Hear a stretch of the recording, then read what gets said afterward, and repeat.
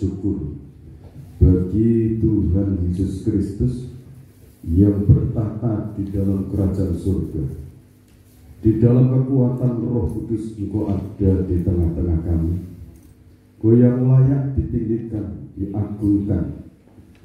Kami bersama-sama memperingati pengorbananmu, kasihmu yang sejati untuk seluruh umat manusia yang ada di dunia ini. Engkau mati, darahmu untuk menghapus dosa-dosa orang-orang yang ada di dunia ini.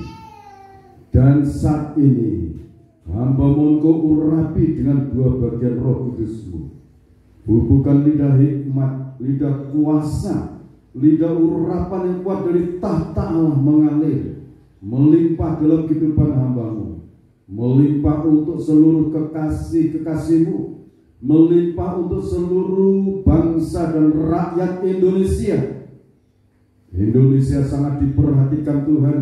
Indonesia diberkati Tuhan. Indonesia akan menjadi berkat untuk bangsa-bangsa.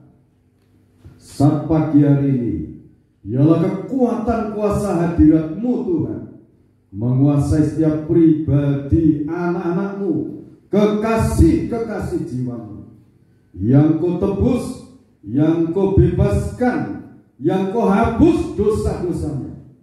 Kami semua menjadi milik Tuhan. Kami menjadi anak-anak Tuhan, menjadi belahan jiwanya Tuhan. Saat ini berbicara Engkau, kami siap untuk mendengarkan. Kami siap Engkau berkati oleh kuasa bilur-Mu yang sakit disembuhkan. Kekuatan kuasa hadirat Tuhan menguasai seluruh area ini, menguasai seluruh bangsa negara Indonesia, sampai penggenapan firman-Mu menjadi nyata untuk Indonesia. Dalam nama Tuhan Yesus Kristus, hamba berdoa. Amin. Salam saudara. Kita bersyukur saat pagi hari ini kita berada di tengah-tengah bangsa negara Indonesia yang sangat dikasihi Tuhan, yang sangat diperhatikan oleh Tuhan. Bangsa negara Indonesia termasuk kita ini tinggal di Indonesia. Amin. Saudaraku yang dikasihi Tuhan Yesus Kristus, berita firman Tuhan yang sangat menggembirakan bagi orang berdosa. Hari ini diperingati, kalau terhitung dari hari ini, kurang lebih 2000 tahun yang lalu, Yesus Kristus atau Tuhan yang Maha Kuasa itu turun ke bumi, menjadi manusia. Allah yang Maha Besar, Sang Sabda, menjadi daging, tinggal di antara manusia berdosa. Sekalipun dia tinggal di antara manusia berdosa, dia tidak berbuat dosa sekecil pun. Amin. Kalau dia disalibkan, itu karena dia mencintai orang-orang berdosa. Amin. Kalau saudara menyadari aku orang berdosa, saudara yang dicintai Tuhan Yesus. Haleluya.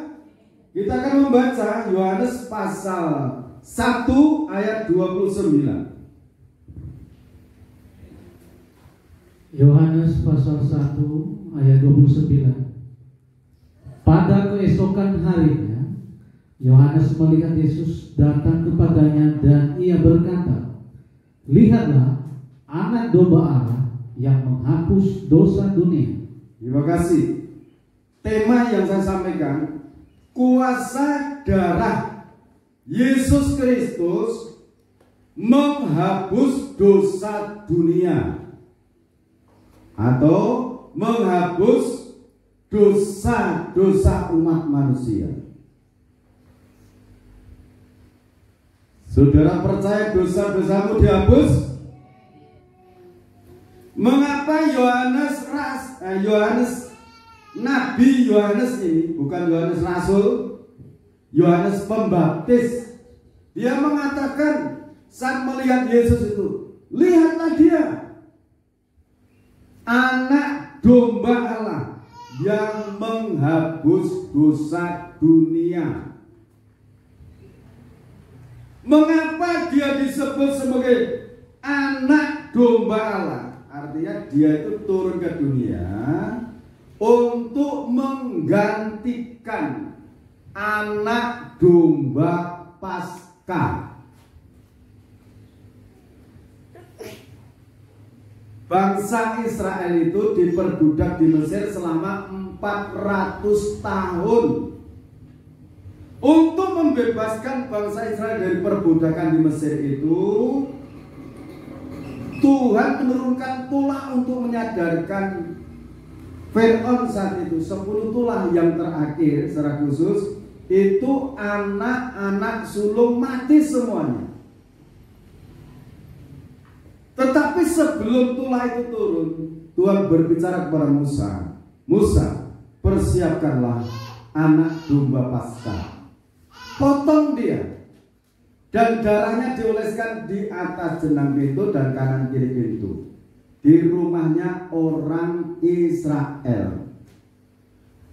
Kalau di atas jenang pintu dan kanan kiri pintu itu ada tanda darah, malam itu tidak ada kematian, tidak ada ketangisan di situ. Anak sulung binatang, anak sulung anak-anak manusia, tidak ada yang mati. Tetapi ini dilaksanakan oleh Musa dan oleh orang Israel. Saat tulah yang ke-10 itu anak-anak sulung orang Mesir mati semua, termasuk binatang-binatang piaraan mati, anak sulung rakyat jelata sampai yang duduk di kerajaan Fir'aun itu semuanya mati. Dengan itu Fir'aun sadar, Musa cepat malam ini bawa bangsa ini keluar menuju tanah perjanjian ini. Orang-orang Israel utuh, anak sulungnya utuh, tidak ada yang mati. Anak sulung binatang juga tidak ada yang mati. Karena apa? Ada tanda darah di jenang pintu itu. Saudaraku, ini digenapi dengan kematian Kristus di Bukit Golgota. Sekarang akan saya sampaikan mengapa Yesus Kristus mati untuk menebus dosa kita. Kalau dosa tidak dihapus, tidak ditebus, hidup kita tidak ditebus dengan darahnya. Manusia terdiri dari 3, tubuh, jiwa, dan roh. Kalau tubuhnya masih muda, gagah, keker, banteng, kuat, cantik, tapi kalau sudah usia, yang cantik jadi keriput, yang ganteng juga jadi lengkrok, ya kan? Ini harus disadari. Tapi jiwa dan roh ini tetap, saudara, tetap dia. Kalau firman mengatakan yang dari debu tanah kembali pada tanah, tubuh, jiwa dan roh dari Allah kembali pada Allah. Tapi kalau jiwa dan roh itu berdosa, Roma pasal yang ke-6 ayat 23, semua manusia telah berbuat dosa dan kehilangan kemuliaan Allah. Sekarang yang saya akan sampaikan, upah dosa itu maut. Maut itu apa? Kita akan baca di dalam Wahyu pasal 19 ayat 20 sampai 21.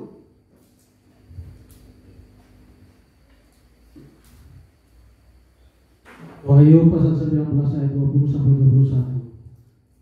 Maka tertangkaplah binatang itu dan bersama-sama dengan dia nabi palsu yang telah mengadakan tanda-tanda di depan matanya, dan dengan demikian ia menyesatkan mereka yang telah menerima tanda dari binatang itu dan yang telah Keduanya dilemparkan hidup-hidup ke dalam lautan api yang menyala-nyala oleh belerang. Dan semua orang lain dibunuh dengan pedang yang keluar dari mulut penunggang kuda itu, dan semua burung kenyang oleh daging mereka. Terima kasih. Jadi maut neraka lautan api itu yang pertama-tama menghuni di sana adalah nabi palsu dan antikris. Itu oknum manusia, saudara. Nanti berkiprahnya 3,5 tahun. 3,5 tahun kiprahnya nanti itu antikris. Tetapi orang-orang yang jiwa dan rohnya telah dihapus dosa-dosanya, itu disengker sama Tuhan.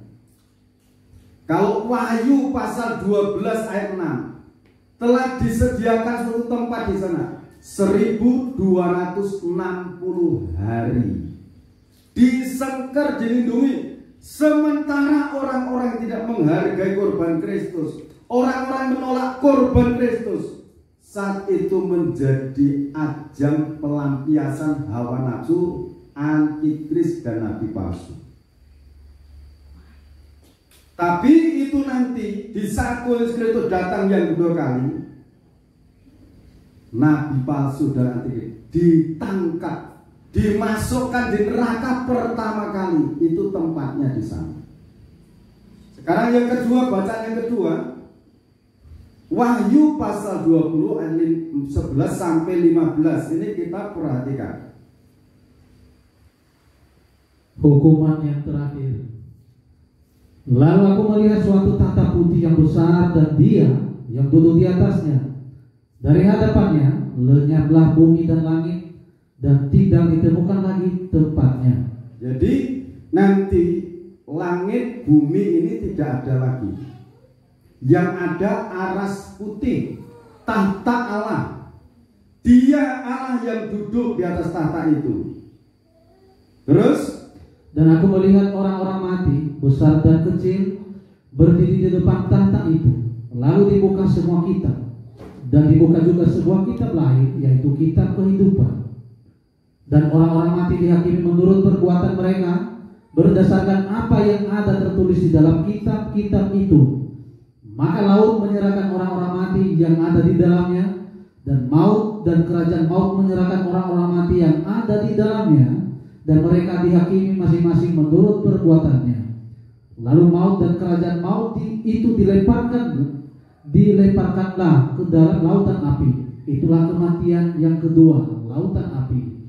Dan setiap orang yang tidak ditemukan namanya tertulis di dalam kitab kehidupan itu, ia dilemparkan ke dalam lautan api itu. Jadi yang namanya maut itu adalah lautan api.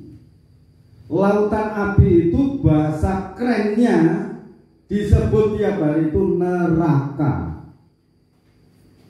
Jadi kalau dosa tidak dihapus oleh darah Yesus, itu tempatnya di akhir zaman, di akhirat, itu neraka. Dihukum di neraka. Nah, saya ulang lagi untuk Wahyu pasal 19 ayat 21.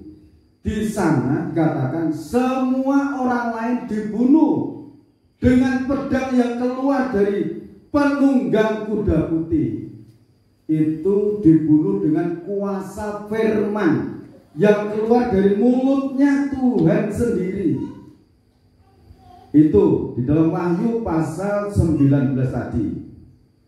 Mengapa dibersihkan orang-orang jahat sebelum langit bumi nanti ini digulung, dibakar?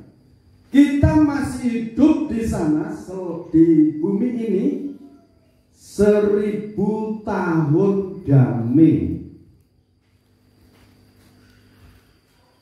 Jadi kita masih hidup di dunia ini nanti 1000 tahun damai. Yang ada di situ nanti, yang di bumi ini adalah manusia yang sudah manusia astral. yang mati sudah dibangkitkan, yang masih hidup diubah dengan tubuh kemuliaan. Pertanyaannya, apakah kita nanti bisa kenal satu dengan yang lain? Dengan saudara sanak famili, dengan anak yang sudah dipanggil terlebih dahulu puluhan tahun lalu, masih bisa mengenal satu dengan yang lain selama di dalam kerajaan 1000 tahun damai. Setelah selesai kerajaan 1000 tahun damai, barulah Wahyu pasal 20 ayat 11 sampai 15 itu nanti terjadi. Langit dan bumi nanti akan dibakar, digulung, di situ hanya ada aras putih. Pertanyaan lagi, lantas kita yang hidup di langit baru, bumi baru tadi dipindah kemana? Di langit baru. Maksud saya, yang hidup dalam kerajaan 1000 tahun damai itu langsung dipindah ke langit baru, bumi baru, yang disebut Yerusalem baru. Kekal bersama-sama dengan Tuhan Yesus Kristus, pencipta alam semesta. Itu upah orang-orang yang menerima kuasa darah Yesus Kristus. Amin. Amin. Itu tempat yang kekal, jiwa dan roh kita. Kenal dengan itu suamiku. Apakah bisa bermesraan seperti sekarang? Bermesraan secara jasmani tidak bisa, tetapi bermesraan secara jiwa dan roh selalu bisa. Bersukacita, itu upah kesetiaan kita dalam mengiring Tuhan. Amin. Maju sekarang hal yang kedua. Hal yang kedua itu anugerah Tuhan. Roma pasal 6 ayat 23. Sebab upah dosa ialah maut, tetapi karunia Allah ialah hidup yang kekal dalam Kristus Yesus Tuhan kita. Amin. Amin, saudara. Upah dosa maut, tetapi karunia Allah ialah hidup yang kekal dalam Kristus Yesus. Mengapa saudara sedemikian agung dan mulianya? Kesaksian dulu, waktu saya masih muda itu sakit mah. Kalau kumat sakitnya itu, saya sampai beli es, makan es, tapi masih pedih rasanya. Saya sembuhnya itu mendengarkan firman. Seorang hamba Tuhan menyampaikan firman, Yohanes 3 ayat 16, karena begitu besar kasih Allah akan dunia ini, sehingga Ia telah mengaruniakan anaknya yang tunggal, supaya barang siapa yang percaya kepada Dia tidak binasa, melainkan beroleh hidup yang kekal. Saya mendengar firman itu, dari saat itu pusing hilang, pedihnya hilang. Kenapa? Saya yakin kalau saya mati kelak akan masuk surga. Bebas sekarang dari penyakit mah itu, saya bebas. Dari tahun 85 itu saya dibebaskan dari sakit mah itu. Kenapa? Saya menerima pengampunan, saya menerima kerajaan surga dalam Kristus. Saudara ingin terima kerajaan surga? Terimalah Kristus dalam hati. Bagaimana cara menerima Kristus dalam hati? Mengakui dosa.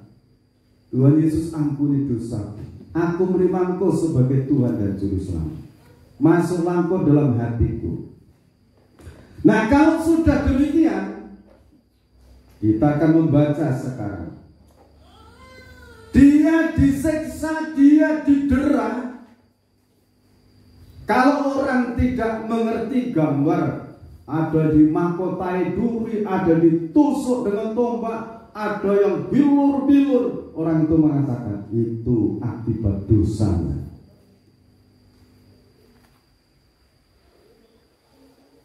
Saudaraku, kalau saudara melihat film tentang kisah Yesus disalib, disengsara, apakah dia mengeluh?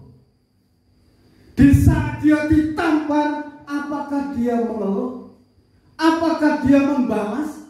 Di saat dia dicaci maki, di saat dia diludahi, saudara melihat itu, bagaimana sikapnya Yesus? Dia diam.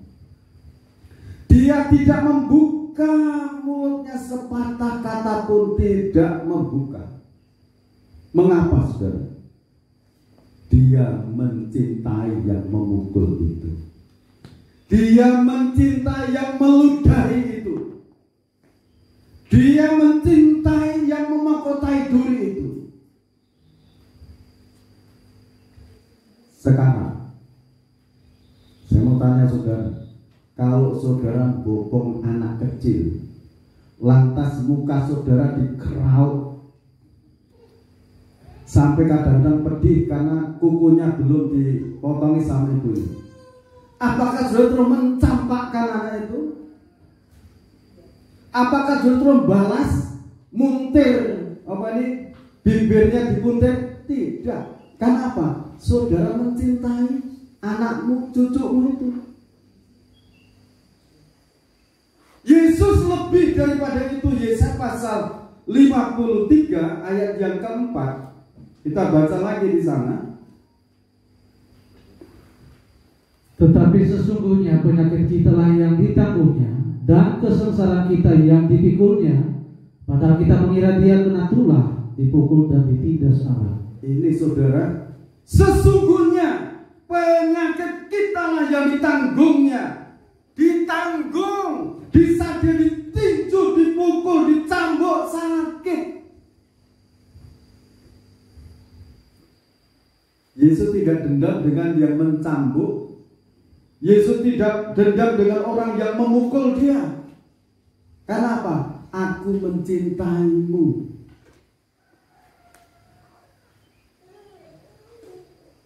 Kalau kita melakukan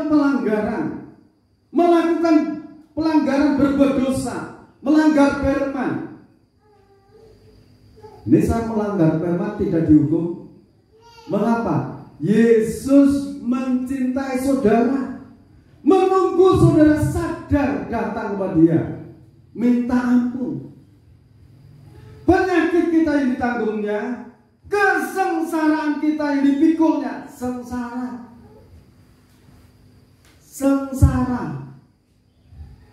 Orang yang menghadapi kondisi hidup sekarang, kalau tidak hati-hati, tidak berpegang teguh dengan firman, saudara, tidak berpegang teguh dengan janji-janji firman, orang-orang itu gampang stres itu. Kalau saudara mendengar berita hari-hari ini, setiap hari terjadi gempa bumi, baik di dalam negeri Indonesia maupun di luar negeri. Terjadi peperangan di mana-mana. Saudara ingat janji Tuhan Yesus Kristus itu baru awal penderitaan, menjelang kedatangan Tuhan Yesus Kristus yang kedua kali. Jadi semakin digenapi firman itu, kita rasa kekasihku hampir datang dia. Yang mencintai aku hampir datang dia. Tentunya saudara harus semakin bahagia. Amin. Kalau saya melihat berita, wah puji Tuhan ini terjadi gempa bumi sana. Tapi di balik itu saudara juga berdoa supaya orang lain kena dampak itu saudara doakan, supaya mereka diberi kekuatan, diberikan rezeki yang cukup, diberikan selimut. Kalau mereka selimutnya semua karang dan ketimbun tanah.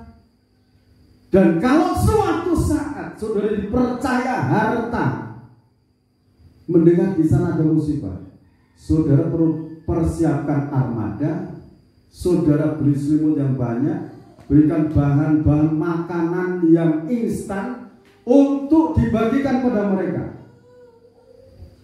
Saudara, hal ini akan terjadi. Amin.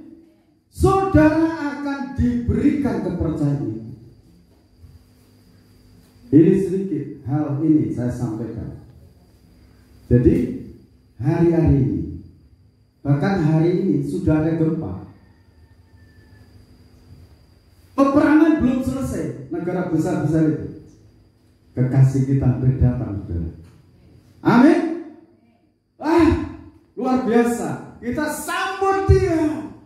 Kita peluk kakinya dia. Kenapa kakinya dipeluk? Kita tidak layak meluk seluruh tubuhnya, tapi dia nanti terlebih dahulu memeluk kita. Anakku, kau yang kukasih, kau yang kucintai, aku menyerahkan diriku untukmu.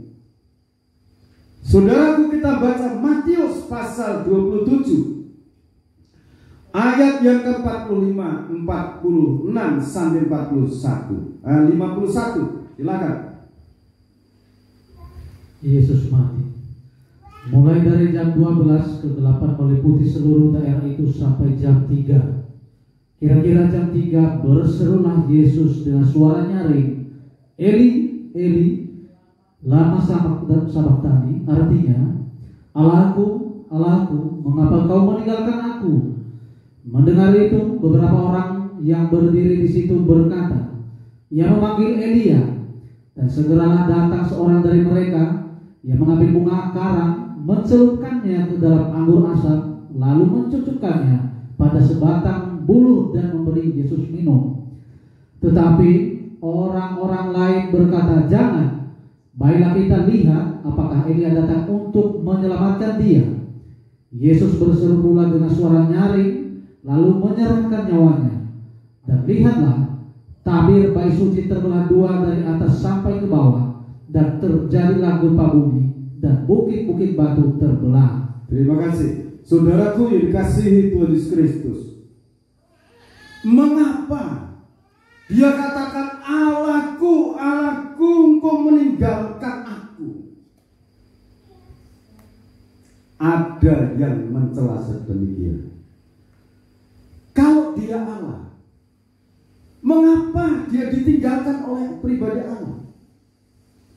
Di saat itu Allah yang Maha Suci, Maha Agung meninggalkan. Kenapa? Seluruh dosa manusia, kebobrokan manusia seluruh dunia ditumpahkan kepada dia, ditanggung oleh dia. Sudah tidak rupa manusia lagi. Maut ditanggung dia. Kita direbut dari kuasa maut. Dosa-dosa manusia jagat ditimpakan berdiri, termasuk dosa-dosa kita, dosa-dosa keturunan, dosa-dosa perbuatan ditanggung oleh dia. Amin. Setelah itu saudara, dia menyerahkan nyawanya. Dan lihatlah, tabir bait suci terbelah dua dari atas sampai ke bawah, dan terjadilah gempa bumi, dan bukit-bukit batu terbelah. Itu di saat kematian dia.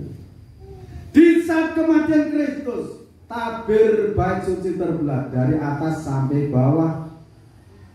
Arti rohaninya, kalau sudah menerima darah Kristus, pengampunan dari Kristus, tingkat-tingkat langit terbuka, pintu surga terbuka untuk kita yang percaya.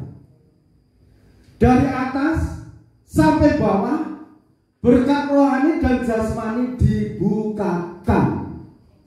Amin. Sekarang Galatia pasal 3 ayat 13 dan 14. Kristus telah menebus kita dari kutuk hukum Taurat dengan jalan menjadi kutuk karena kita, sebab ada tertulis, terkutuklah orang yang digantung pada kayu salib.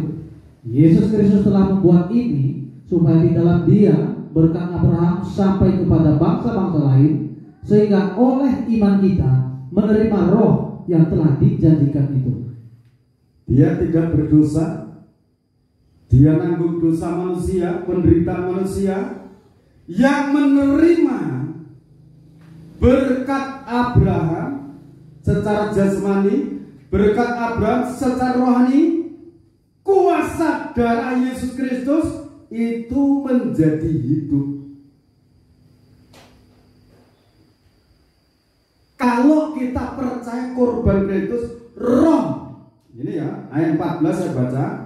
Yesus Kristus telah membuat ini, melakukan ini supaya di dalam Dia berkat Abraham, berkat rohani dan jasmani, sampai kepada bangsa-bangsa lain, bangsa Indonesia, untuk kita, sehingga oleh iman kita menerima roh yang telah dijanjikan itu. Berkat rohani, berkat jasmani, Roh Kudus yang Maha Besar itu yang akan mewujudkan. Berkat kuasa dalam perkataan, dalam doa, Roh Kudus yang akan menghidupkan, mewujudkan dalam hidup kita. Amin. Sebab itu kalau dalam mengatakan kuasa darah Yesus Kristus, kuasa darah Yesus Kristus, kuasa darah Yesus Kristus, Tuhan yang Maha Kuasa. Aku terima pengampunan dosa. Aku terima hidup yang kekal. Aku terima pemeliharaan Tuhan. Doa ini saya terima. Untuk sesimpel itu berdoa. Kuasa darah Yesus Kristus, kuasa darah Yesus Kristus, kuasa darah Yesus Kristus, Tuhan yang Maha Kuasa. Hancurkan kuasa iblis. Haleluya. Kalau saudara tidak bisa melafalkan ini, saudara latihan. Amin. 1, 2, 3, 4-nya. Tuhan yang Maha Kuasa. Kami tolak kuasa maut. Itu dengan iman. Kuasa darah Yesus Kristus, kuasa darah Yesus Kristus, kuasa darah Yesus Kristus, Tuhan yang Maha Kuasa. Tingkat-tingkat langit terbuka, berkat tercurah dalam usahaku. Terjadilah demikian. Itu namanya iman. Terapkan kalau mau buka toko, buka usaha, memulai pekerjaan, mau berjalan. Di tengah-tengah perjalanan ucapkan itu. Tolak kuasa maut. Dalam nama Tuhan Kristus. Terjadi firman ini menjadi berkat untuk kita semua. Amin. Ada pujian kuasa darah Yesus Kristus. Dan nyanyikan pujian ini, dan nanti akan terima perjamuan suci.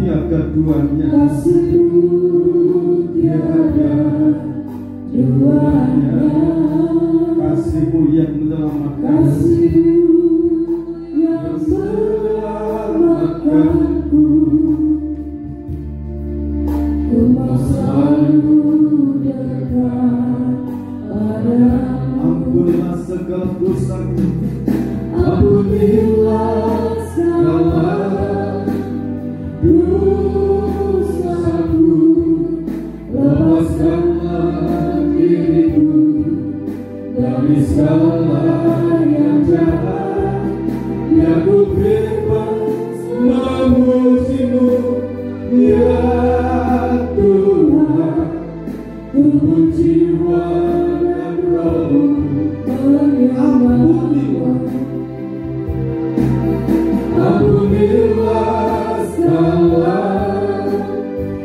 dosaku, lepaskanlah diriku dari segala yang jahat, biar ku bebas memujimu, ya Tuhan.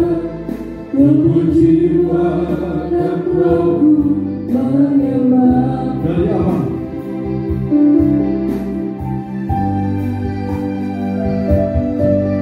Kuasa darah Yesus Kristus, kuasa darah Yesus Kristus, kuasa darah Yesus Kristus. Tuhan yang Maha Kuasa, Tuhan yang Maha Kuasa. Ku kagum akan Engkau Tuhan, ku kagum akan Engkau. Kasih-Mu tiada duanya, Kasih-Mu tiada duanya. Kasih-Mu yang selamatkan, Kasih-Mu yang selamatkanku. Mau selalu dekat padamu, mau selalu dekat padamu. Ampunilah segala dosaku, lepaskanlah diriku dari segala yang jahat, yang bebas ya Tuhan.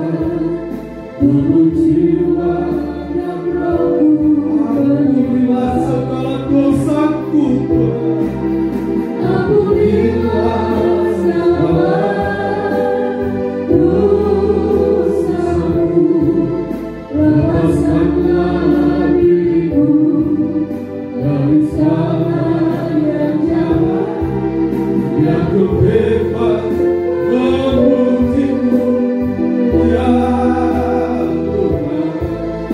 Tubuh, jiwa, dan rohku, ampunilah segala dosaku, ampunilah segala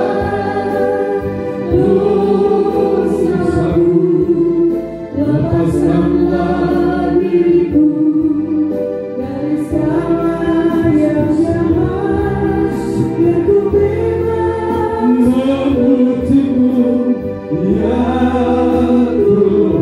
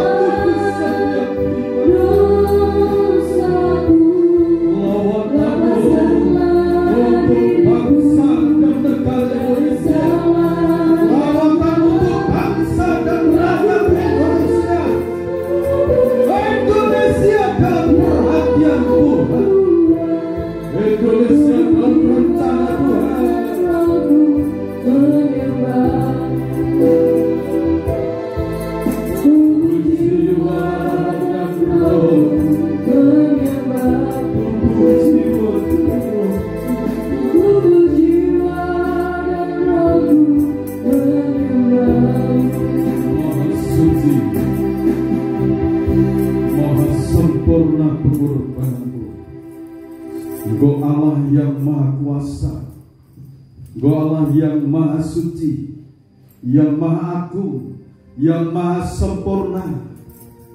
Tidak ada dosa setitik pun. Namun Engkau rela ditimpakan dalam hidupmu.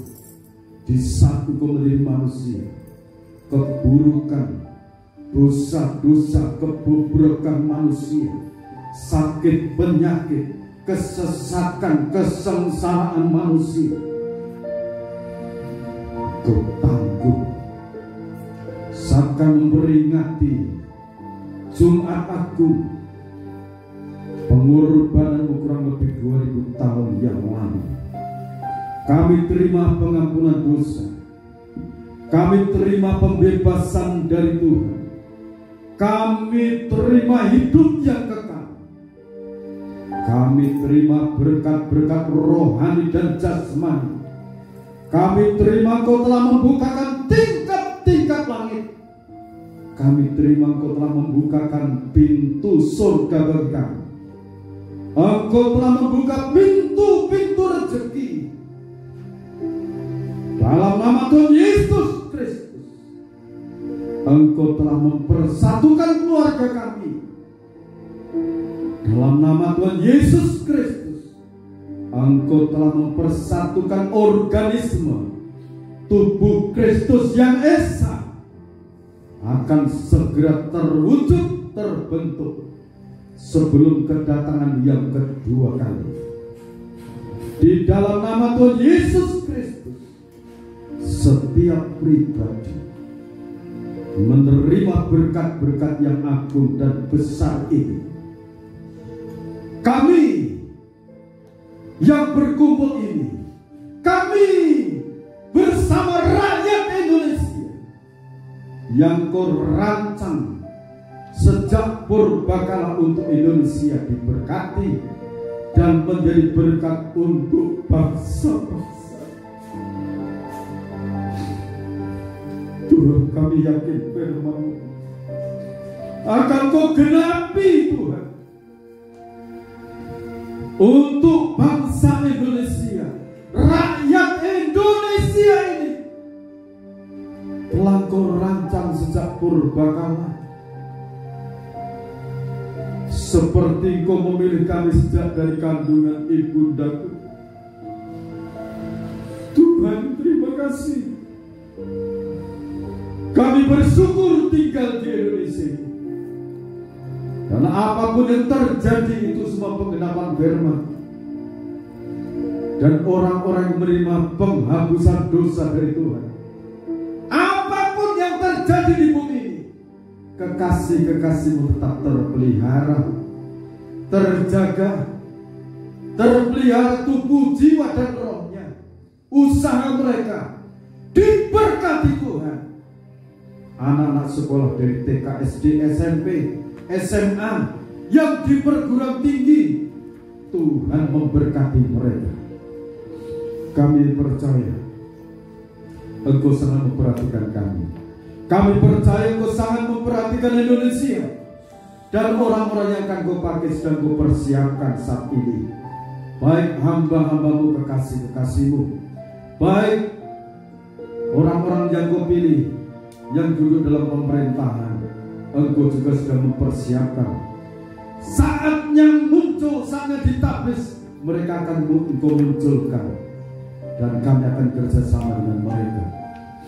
Bapak, terima kasih. Berkati pemerintahan yang dipimpin oleh Bapak Joko Widodo dan wakilnya Bapak Mahfud Amin, dan seluruh jajaran pemerintahan, keamanan diberkati, Polri, TNI, tenaga-tenaga kesehatan, dokter, dan sebagainya. Seluruhnya diberkati dari pusat sampai di daerah-daerah sampai perbatasan. Diberkati Tuhan. Di dalam nama Tuhan Yesus Kristus, Bapa memberkati perjamuan suci yang telah dipersiapkan oleh hamba-Mu. Dikuduskan oleh darah Yesus Kristus. Dikuduskan oleh darah Yesus Kristus. Terima kasih Tuhan. Terima kasih. Tidak ada kasih seperti kasih. Tidak ada Tuhan itu. Setiap pribadi yang menerima kekuatan baru mereka beri, berkat-berkat yang baru mereka terima dari Tuhan. Iman yang mulai berkati dengan kuasa Tuhan. Dalam nama Tuhan Yesus Kristus, hamba berdoa. Amin. Terima kasih. Kita akan tubuh Tuhan. Terima kasih atas anugerah Tuhan. Terima kasih buat kasih sayang, buat cinta, kasih yang ada di kami terus.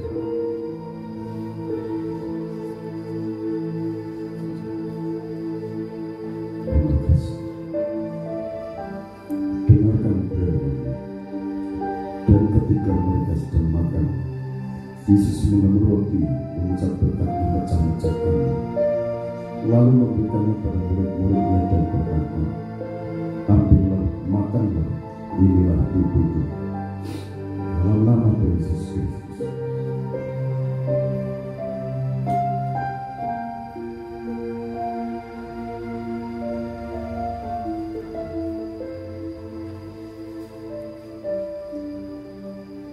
Terima kasih. Sesudah itu ia mengambil cara, mengucap syukur, lalu memberikannya kepada mereka dan berkata, minumlah kamu semua dari carung ini, sebab inilah darahku, darah perjanjian yang ditumpahkan bagi banyak orang untuk pengampunan dosa. Kita terima pengampunan, kita terima pengampunan dari Tuhan. Kita akan minum bersama-sama dalam nama Tuhan Yesus Kristus.